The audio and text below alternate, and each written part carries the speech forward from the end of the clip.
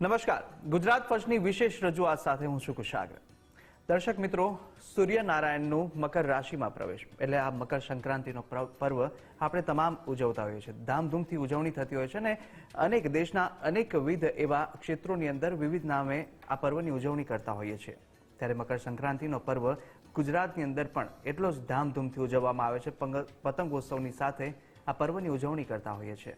દાન પુણ્યનું આ દરમિયાન વિશેષ મહિમા રહેલો છે.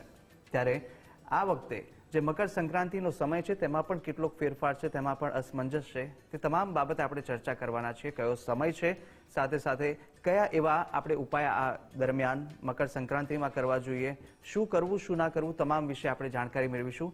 જાણકારી આપવા માટે મારી સાથે જોડાઈ ચૂક્યા છે શાસ્ત્રીજી હર્ષલ રાવલજી. આપનું ખૂબ ખૂબ સ્વાગત છે. ધન્યવાદ. તો દર્શક મિત્રો, સૌથી પહેલા આપણે વાત કરીએ કે મકર સંક્રાંતિનો જે પર્વ છે અને જે અસમંજસ આપણને થઈ રહી છે ક્યારે ઉજવણી કરવાની. કોઈ કહે છે 15 તારીખે, કોઈ 14 તારીખે, પરંતુ આપણે જાણી લઈએ આખરે શાસ્ત્રીજી કયો એવો સમય છે ક્યારે મકર સંક્રાંતિની ઉજવણી કરવી, કયા શુભ યોગ છે? તમોરિમ સર્વ પાપગ્નમ પ્રણતોસ્મિ દિવાકરમ. નમસ્કાર મિત્રો, ગુજરાત ફર્સ્ટના પ્લેટફોર્મ દ્વારા 2024નું આ નૂતન વર્ષ અને એ આ નૂતન વર્ષનો પ્રથમ ઉત્સવ ગણો તો ઉત્સવ, તહેવાર ગણો તો તહેવાર અને વ્રત ગણો તો વ્રત. ત્યારે આ વ્રતોત્સવ અને તહેવારના મંગલ પ્રારંભે સર્વપ્રથમ આપણે વાત કરી કે આ ઉત્તરાયણનો સમય. મિત્રો, સાધારણ રીતે આપણે જોવા જઈએ તો 14 જાન્યુઆરી એ આપણે ત્યાં મકર સંક્રાંતિ, ઉત્તરાયણ કે અલગ અલગ નામોથી આપણે એને જાણીએ છીએ. તો એનો પુણ્યકાળ અને એનો શુભ સમય અને શુભ મુહૂર્ત આ વખતે એવું કહેવાય છે કે એ પુણ્ય સમય એ 14મી જાન્યુઆરીની મધ્યાહ્ન રાત્રિ પશ્ચાત એટલે કે 15 તારીખે એ પ્રારંભ કરવામાં આવે છે. 14 તારીખે રાત્રે 2 વાગે આપણે ત્યાં આ ધનારક એટલે કે ભગવાન સૂર્યનારાયણ જે ધન રાશિની અંદર બિરાજમાન હતા એ ધન રાશિમાંથી પરિભ્રમણ કરી અને આગળની રાશિ એ મકરની રાશિની અંદર જ્યારે પ્રવેશ કરવાના છે એવા સમયે એ શુભ મુહૂર્ત, એ શુભ ઘડી અને એ પુણ્યકાળ એ 14મી જાન્યુઆરી એ રાત્રિના સમયે 2 કલાકે આ મંગલ પુણ્યોદયનો પ્રારંભ થઈ રહ્યો છે. ત્યારે આ 2024નું આ નૂતન વર્ષ અને નૂતન વર્ષનો આ મંગલ તહેવાર એની શુભ ઘડી અને શુભ સમય એ 14મીની રાત્રિએ અને 15મી જાન્યુઆરીની મંગલ પ્રભાતે આ શુભ એ પુણ્યકાળ ઉત્તરાયણ માટેનો એ કુશાગ્રભાઈ ગણવામાં આવેલો છે. કે જ્યારે 15 તારીખ બાદ જે શુભ જે મુહૂર્તો છે, જે રીતના કે શુભ વિવાહ કરવા હોય કે કોઈ પણ માંગલિક પ્રસંગો કરવા તે શરૂઆત થતી હોય છે. ત્યારે આ સાથે ઉત્તરાયણ પર્વ છે, મકર સંક્રાંતિનો આ પર્વ છે, તેનો શાસ્ત્રોમાં પણ વિશેષ મહિમા જણાવાયો છે. બિલકુલ બિલકુલ. શું છે તે જણાવશો? ચોક્કસથી મિત્રો, સર્વસામાન્ય આપણે બધા જાણીએ છીએ કે 14 જાન્યુઆરી એટલે કે ઉત્તરાયણ, 14 જાન્યુઆરી એટલે કે મકર સંક્રાંતિ, 14 જાન્યુઆરી એટલે કે ખિહર, લોહરી, આવા અલગ અલગ નામોથી આપણે આ 14મી જાન્યુઆરી એ દિવસને આપણે જાણીએ છીએ. તો વિશેષતઃ સર્વપ્રથમ આપણે એને મકર સંક્રાંતિ કહીએ છીએ. તો શા માટે આ મકર સંક્રાંતિનો આટલો બધો વિશેષ મહિમા આ શાસ્ત્રમાં બતાવવામાં આવેલો છે? તો સર્વપ્રથમ તો આપણે જો જોવા જઈએ અને જાણવા જઈએ ને તો ભગવાન સૂર્યનારાયણનો એવું કહેવાય છે કે ધન રાશિમાંથી નીકળી અને એ મકર રાશિની અંદર જ્યારે પ્રવેશ કરે છે, પરિભ્રમણ કરે છે, આ ક્રિયાને મિત્રો આપણે ત્યાં જ્યોતિષની દ્રષ્ટિમાં સંક્રમણ ક્રિયા કહેવામાં આવે છે. એટલે કે મકર રાશિની અંદર એ સંક્રમણ કરી રહ્યા છે એટલા માટે થઈ અને આપણે એને મકર સંક્રાંતિ કહીએ છીએ. અને આપણે બધા જ જાણીએ છીએ કે જ્યારે ભગવાન સૂર્યનારાયણ છે એ મીન રાશિની અંદર હોય, ધન રાશિની અંદર હોય, એને આપણે ત્યાં ધનારક કહેવામાં આવે છે એટલે કે કમૂરતા. આપણે વાત કરી એ પ્રમાણે કે હવે મંગલ કાર્યોનો શુભ મુહૂર્તોનો પ્રારંભ થશે. આપણા જે 16 સંસ્કારો છે એ પણ 15મી જાન્યુઆરીથી પ્રારંભ થશે. એટલે ભગવાન સૂર્યનારાયણ ધન રાશિમાંથી પરિભ્રમણ કરી અને મકર રાશિની અંદર સંક્રમણ કરે છે. એટલા માટે થઈ આપણે એને મકર સંક્રાંતિ કહીએ છીએ. ત્યારબાદ એનું બીજું મહત્વ અને બીજું નામ આપણે જાણીએ તો મિત્રો ઉત્તરાયણ કહેવામાં આવે છે. આપણે ત્યાં જ્યોતિષની દ્રષ્ટિએ જોવા જઈએ તો મુખ્યતઃ જેમ આપણે ત્યાં ઋતુ બતાવવામાં આવી, આપણે ત્યાં અલગ અલગ 12 માસનું નિરૂપણ કરવામાં આવેલું આપણે ત્યાં અલગ અલગ પક્ષ, અલગ અલગ અયનો, અલગ અલગ નક્ષત્ર, અલગ અલગ કરણો, એમ આ પંચાંગની સાથે સાથે મુખ્યતઃ 2 અયનો પણ જોવામાં આવે છે. અને મિત્રો 2 અયનોની જો આપણે વાત કરીએ ને તો એક છે દક્ષિણાયન અને બીજું છે ઉત્તરાયણ. ઉત્તર અયન એટલે કે ઉત્તરાયણ, દક્ષિણ અયન એટલે કે દક્ષિણાયન. તો વિશેષતઃ 14મી જાન્યુઆરીના દિવસે એવું કહેવાય કે 6 માસ સુધી ભગવાન સૂર્યનારાયણ એ દક્ષિણાયનની અંદર રહે છે અને એ દક્ષિણાયનમાંથી પૂર્ણતઃ એ નીકળી અને ઉત્તર અયનની અંદર જ્યારે એ પ્રવેશ કરે છે એને મિત્રો આપણે આ 14મી જાન્યુઆરીનો દિવસ એટલે કે આ ઉત્તરાયણ તરીકે ઓળખીએ છીએ. અને આગળ ઘણા બધો મહિમા, ઘણો બધો ઇતિહાસ પણ આપણને જોવા મળે છે કે પિતામહ ભીષ્મએ પણ આ દક્ષિણાયન હતું ને એ દક્ષિણાયનની અંદર પોતાનું મૃત્યુ જ્યારે આવ્યું હતું એ પ્રાણને પણ ટકાવી રાખી અને વિચાર કર્યો હતો કે જ્યારે ઉત્તરાયણનો સમયનો પ્રારંભ થાય ને એવા સમયે મારું મૃત્યુ થાય. તો આવા બધા પણ પુરાણોમાં આપણને ઇતિહાસો જાણવા મળે છે. એટલે મુખ્યતઃ મકર સંક્રાંતિ, ત્યારબાદ ઉત્તરાયણનો પ્રારંભ થાય છે એટલે એને ઉત્તરાયણ કહેવામાં આવે છે. અને આગળ આપણે જોવા જઈએ તો ખીહર, આપણે ત્યાં લૌકિક ભાષામાં ખીહર શબ્દથી પણ આનું પ્રયોજન કરવામાં આવે છે. અલગ અલગ દાન, ખીચડાનું દાન, ગરમ વસ્તુઓનું દાન, તલની વસ્તુઓનું દાન, તો એના કારણે થઈ અને ખીહર તરીકે પણ સંબોધન કરવામાં આવે છે. તો આવા ઘણા બધા નામથી આ 14મી જાન્યુઆરી એટલે કે આ મકર સંક્રાંતિનો મહિમા અને આ મકર સંક્રાંતિનો એનો જે પુણ્યકાળ અને એનું અલગ અલગ નામ એ કુશાગ્રભાઈ એ બતાવવામાં આવેલું છે. જો મકર સંક્રાંતિની આપણે અનેક લોકો જુદી જુદી રીતે ઉજવણી કરે છે, દેશભરની અંદર અનેક નામે આ પર્વ ઉજવાતો હોય છે, પરંતુ આપણી ગુજરાતની વાત કરીએ મકર સંક્રાંતિનો પર્વ પતંગોત્સવથી મનાવવામાં આવે છે, પરંતુ સાથે સાથે આ વખતે મકર સંક્રાંતિના દિવસે એવા કયા વિશેષ યોગો પણ બની રહ્યા છે? ચોક્કસથી આ વખતની આ મકર સંક્રાંતિ, આ ઉત્તરાયણ વિશે જો આપણે વાત કરીએ ને તો એવું કહેવાય છે કે આ વખતે આપણને એક મંગલ ઘડી અને કુશાગ્રભાઈ આપણે એક એવા સમયની અંદર આપણે આ તહેવારને, આ ઉત્સવને અને આ વ્રતને, આજે ઉત્તરાયણનો જે પ્રસંગ છે ને એના શુભ સંયોગ સાથે આપણે પ્રાપ્ત થઈ રહ્યા છીએ. આપણને એક એવો સંયોગ, શાસ્ત્ર એવું કહે છે કે અંદાજિત 75 કે 77 વર્ષ પછી આપણને આવો આ શુભ સંયોગ એ આપણને પ્રાપ્ત થઈ રહ્યો છે.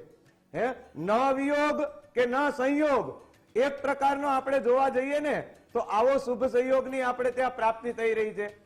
અને સૌથી વધારે વિશેષતઃ જો આનંદની વાત જો કોઈ હોય તો એવું કહેવાય કે 5-5, 7-7 પેઢીઓના વર્ષોના વાણા વીતી ગયા પછી એવો સમય, એક એવો સંયોગ કે આજ જાન્યુઆરી માસની અંદર અખિલ બ્રહ્માંડના અધિપતિ ક્ષત્રિય વંશ વિભૂષણ ભગવાન રાજાધિરાજ ભગવાન રામચંદ્ર જ્યારે પોતાના ભવનની અંદર બિરાજમાન થવાના હોય એવો એક શુભ સંયોગ. અને આગળ મેં વાત કરી એ પ્રમાણે કે આ શુભ સંયોગ આપણને 75 કે 77 વર્ષ પછી આપણને અલગ અલગ પ્રકારના ગ્રહો, કારણ કે ભગવાન શનિ મહારાજની રાશિની અંદર ભગવાન સૂર્યનારાયણ પ્રવેશ કરવાના છે. અને શનિ અને સૂર્યની જો આપણે વાત કરીએ ને મિત્રો તો જ્યોતિષની દ્રષ્ટિએ સૂર્ય અને શનિ આ બંને પિતા પુત્ર બતાવવામાં આવેલા છે. એટલે એ પણ એક પ્રકારનો આપણે ત્યાં સહયોગ આપણને પ્રાપ્ત થાય છે. અને ત્યારબાદ ગુજરાતી વર્ષના આપણા ભારતીય હિન્દુ સનાતન સંસ્કૃતિના પંચાંગ અનુસાર મિત્રો આપણે જોવા જઈએ તો એવું કહેવાય કે વર્ષનો આ 3જો મહિનો અને એ 3જા મહિનાની અંદર પોષ મહિનાનો આ મંગલ શરૂઆત અને પોષ મહિનામાં શીતલહેર વધારે હોય છે અને એ શીતલહેરની અંદર શરીરને સાવધાન કરવાનો એક આ વિશેષ સંયોગ, એટલે આ સંયોગ બતાવવામાં આવેલો છે. તો આવા અલગ અલગ પ્રકારના શુભ સંયોગો આ મકર સંક્રાંતિએ, આ ઉત્તરાયણની અંદર એ આપણને પ્રાપ્ત થવા જઈ રહ્યા છે. અને એ જ સંયોગ દ્વારા, આ જ મકર સંક્રાંતિ દ્વારા આપણે મિત્રો આપણા જીવનમાં એ મહાફળની પ્રાપ્તિ પણ આપણે એ કરવાની છે. હર્ષલજી, બીજી વાત એ છે કે ઉત્તરાયણનું જે પર્વ છે ને એને ઉપાસનાનું પર્વ પણ કહેવાય. બિલકુલ બિલકુલ. તો આ ઉપાસનાનું પર્વ કઈ રીતે અને કેવી રીતે ઉપાસના જરૂરી હોય છે? ચોક્કસથી મિત્રો, એ ઉત્તરાયણ એ આપણા જીવનની અંદર એક પ્રકારનું ઉપાસના, એક અનુષ્ઠાનનું પર્વ બતાવવામાં આવેલું છે. આપણે ત્યાં એવું કહેવાય છે કે ઉત્તરાયણ છે ને એ વિશેષતઃ ઉત્તરાયણની અંદર 4 પ્રકારના કાર્યો એ વિશેષ કરવામાં આવે છે. તમે જુઓ તો ઉત્તરાયણના પર્વ દરમિયાન લોકો દાનાદિ કાર્ય કરતા હોય છે, સ્નાનાદિ કાર્ય કરતા હોય છે, જપ કરતા હોય, હોમ કરતા હોય છે. તો આપણી વૈદિક હિન્દુ સનાતન સંસ્કૃતિના મુખ્ય એ 4 આધાર સ્તંભ બતાવવામાં આવ્યા છે: સ્નાન, દાન, જપ અને હોમ. કારણ કે આ ઉત્તરાયણ એક એવું પર્વ છે કે જેને આપણે સંક્રાંતિ કહીએ છીએ. અને કુશાગ્રભાઈ, આપણે સંસ્કૃતિમાં, શાસ્ત્રોમાં અમુક સમય એવો બતાવવામાં આવ્યો છે, તમે નિત્ય પ્રતિદિન અનુષ્ઠાન ન કરી શકો, પણ અમુક એવો નિશ્ચિત સમય, એવો એક કાળ એ બતાવવામાં આવ્યો હોય ત્યારે આપ કોઈ અનુષ્ઠાન આદિ કાર્ય કરો, આપ કોઈ શુભ કાર્ય કરો ને, તો એનું પુણ્ય છે, એનું ફળ છે, એ ખૂબ વધારે પ્રાપ્ત થતું હોય છે. એટલે મિત્રો, આપણા કાર્યક્રમનું નામ પણ મકર સંક્રાંતિનો મહિમા, અને મકર સંક્રાંતિ દ્વારા જ આપણે મહાફળની પ્રાપ્તિ કરવાની છે. તો કયું એ પર્વ? તો શાસ્ત્ર એવું કહે છે કે ગ્રહણે વ્યતિપાતે ચ સંક્રામે પુત્ર જન્મની. જ્યારે સૂર્યગ્રહણ કે ચંદ્રગ્રહણ થતું હોય એવા સમયે, વ્યતિપાત યોગ હોય એવા સમયે, અને અત્યારે આ સંક્રાંતિ પર્વ થઈ રહ્યું છે. સૂર્યનારાયણ જ્યારે ભગવાન એક રાશિમાંથી બીજી રાશિમાં પરિભ્રમણ કરે એને સંક્રાંતિ પર્વ કહેવાય. ત્યારબાદ એ સંક્રાંતિ પર્વ અત્યારે આપણને પ્રારંભ થયું છે. એટલા માટે આ ઉત્તરાયણની અંદર આપણે કોઈ સ્નાનાદિ કાર્ય કરીએ. તમે જો વિશેષતઃ ગંગાજી, યમુનાજી, નર્મદાજી, પ્રયાગરાજ, લોકો આવા બધી તીર્થ સ્થાનોમાં જઈ અને સ્નાન આદિ કાર્ય કરતા હોય છે. ત્યારબાદ બતાવવામાં આવ્યું દાન.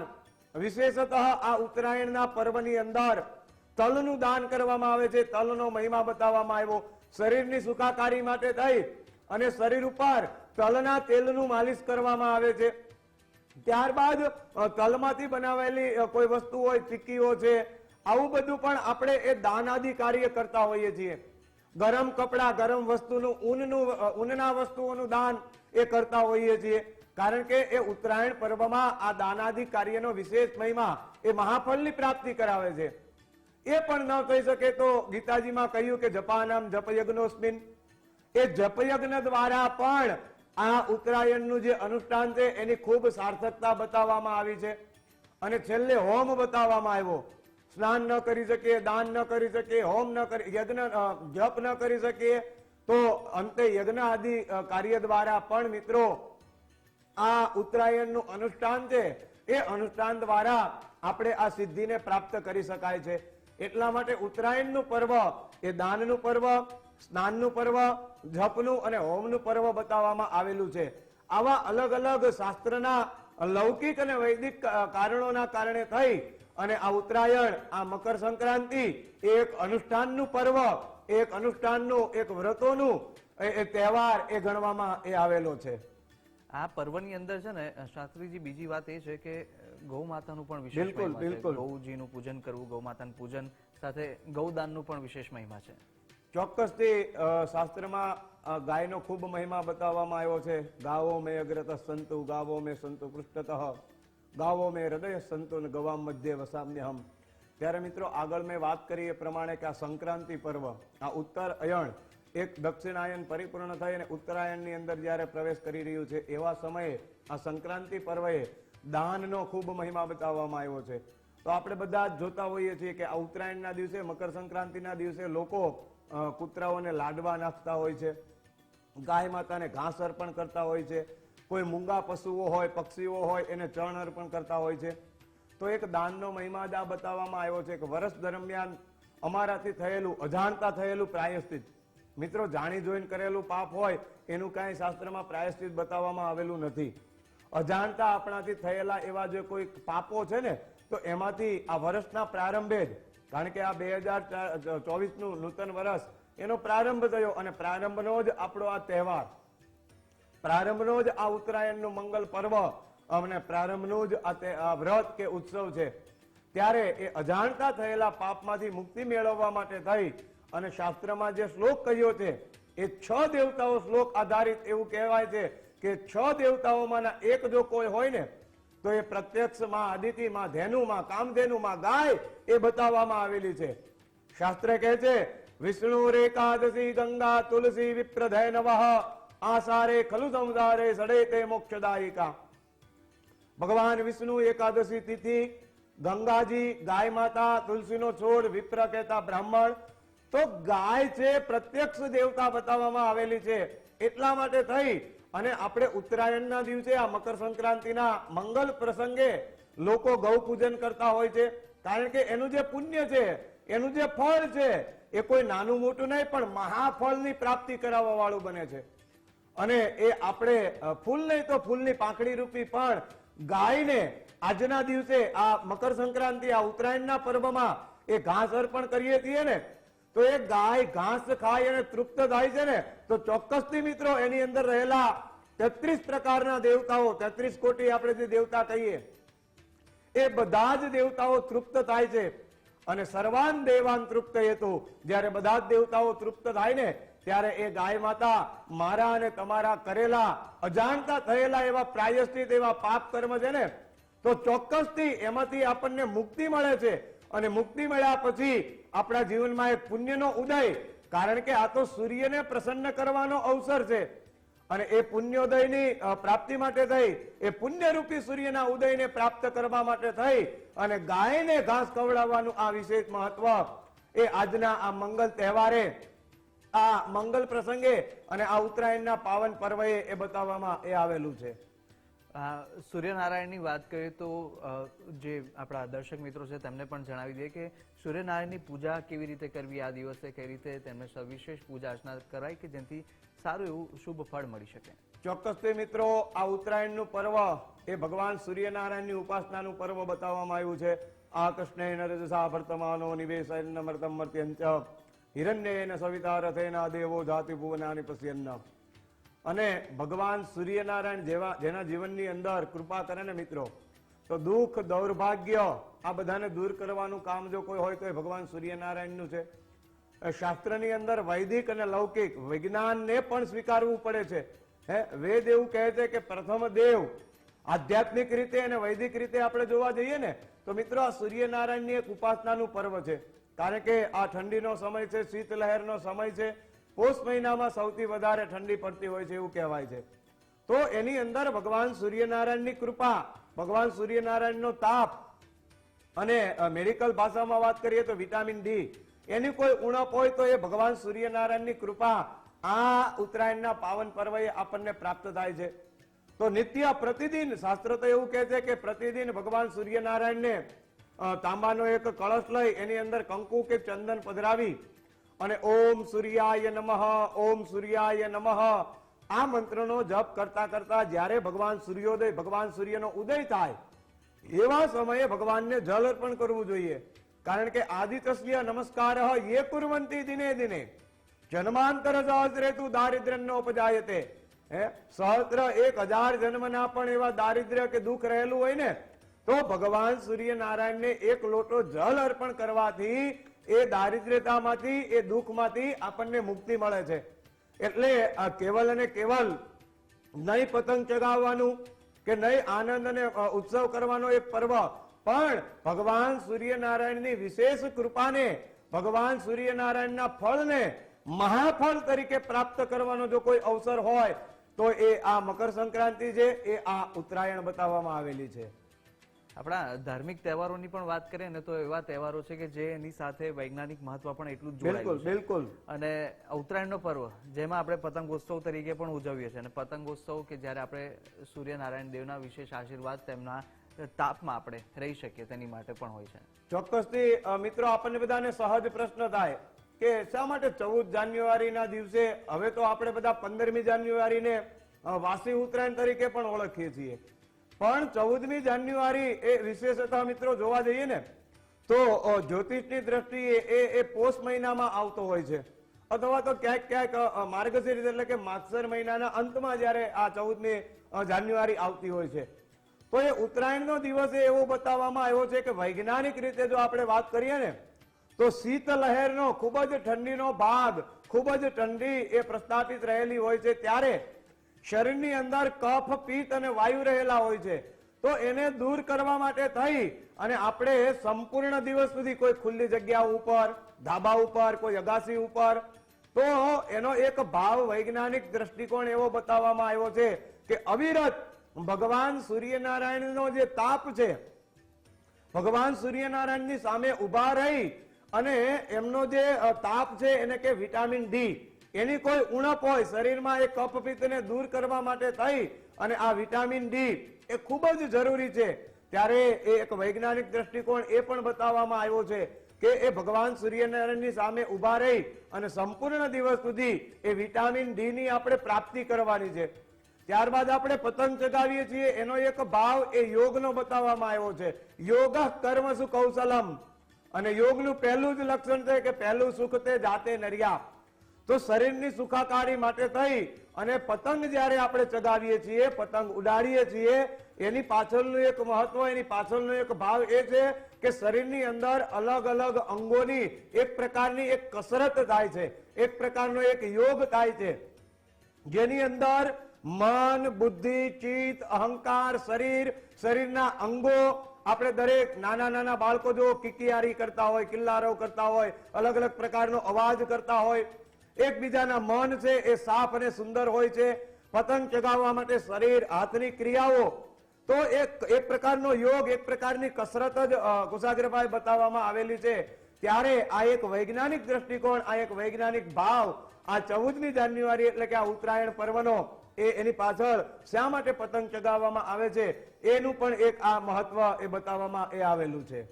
આપણે વાત કરીએ મકર સંક્રાંતિની, કે જ્યારે સૂર્ય મકર રાશિમાં પ્રવેશ કરે છે ત્યારે આ દરમિયાન આ વખતે વિશેષ યોગ પણ બની રહ્યા છે. કઈ એવી રાશિ છે કે જેને ફાયદો થઈ શકે? બિલકુલ, આપણે આગળ યોગ અને સંયોગ વિશે વાત કરી, પરંતુ શાસ્ત્રની અંદર વૈજ્ઞાનિક રીતે અને જ્યોતિષની દ્રષ્ટિએ જોવા જઈએ તો મેષ, મકર અને મીન રાશિને આ ઉત્તરાયણનું પર્વ એ શુભકારી નીવડે એવું જ્યોતિષ દ્રષ્ટિ અનુસાર બતાવવામાં આવ્યું છે. ત્યારબાદ વૃષભ રાશિ છે, મિથુન રાશિ છે, કુંભ રાશિ છે, આ બધી રાશિ એ મધ્યમ ભાવની અંદર જોવા મળે. જ્યારે અલગ અલગ રાશિઓ બતાવવામાં આવી છે, કર્ક રાશિ છે, સિંહ રાશિ છે, આ બધી રાશિઓને મિશ્રિત ફળ આ મકર સંક્રાંતિનું જ્યોતિષની દ્રષ્ટિએ બતાવવામાં આવવામાં આવેલું છે. ત્યારે વિશેષતઃ આ બધા જ ગ્રહો એના અધિપતિ જો કોઈ હોય તો એ ભગવાન સૂર્યનારાયણ છે. કારણ કે એવું કહેવાય છે કે ભગવાન સૂર્યનારાયણ એ ગ્રહોનો આત્મા, એ ગ્રહોનો પિતા છે. જગતસ્તસ્તુ કશ્ચ, તો એ દરેક પ્રકારે થઈ અને 9 ગ્રહો મિત્રો આપણું બધી રીતે કલ્યાણ કરે, આપણને બધી રીતે મહાફળની પ્રાપ્તિ કરાવે. એના માટે આ સૂર્યની ઉપાસના, ભગવાન સૂર્યનારાયણની પૂજા કરો, ભગવાન સૂર્યનારાયણને જળ અર્પણ કરો, આંકડાનો હોમ યજ્ઞ આદિ કાર્ય કરો, તો જેના દ્વારા ભગવાન સૂર્યનારાયણ પ્રસન્ન થાય છે. અને ચોક્કસથી એ ભગવાન સૂર્યનારાયણ જ્યારે પ્રસન્ન થશે ત્યારે દરેક ગ્રહો આપણને એ સાનુકૂળ બનશે, એ અનુકૂળ બનશે. અને આ જ ઉત્તરાયણ આપણા દરેકને માટે થઈ અને ઉત્તરોત્તર આપણા વ્યવસાયમાં અને આપણા વ્યવહારમાં એ ઉત્તરોત્તર પ્રગતિકારક બને એવી એક ભગવાન સૂર્યનારાયણના ચરણોમાં આપણે પ્રાર્થના કરીએ છીએ. જી, બહુ સરસ માહિતી આપણને મળી ચૂકી છે. દર્શક મિત્રોના જેટલા પણ પ્રશ્નોને જે મૂંઝવણ હતી તેનો પણ આપણે ઉકેલ લાવી દીધો, અને સમગ્ર માહિતી આપવા બદલ આપનો ખૂબ ખૂબ આભાર હર્ષ. ધન્યવાદ. તો દર્શક મિત્રો, હર્ષલજીએ જણાવી દીધું કે કઈ રીતે ઉત્તરાયણ પર્વની ઉજવણી કરવી જોઈએ, ઉત્તરાયણ પર્વનો શું મહિમા છે, મકર સંક્રાંતિના દિવસે શું કરવું, શું ના કરવું, તમામ વસ્તુ આપણે જાણી લીધી છે. અને આવી જ કેટલીક માહિતી લઈને ફરીથી આપની સામે હાજર થઈશું. હાલ મને આપશો રજા. નમસ્કાર.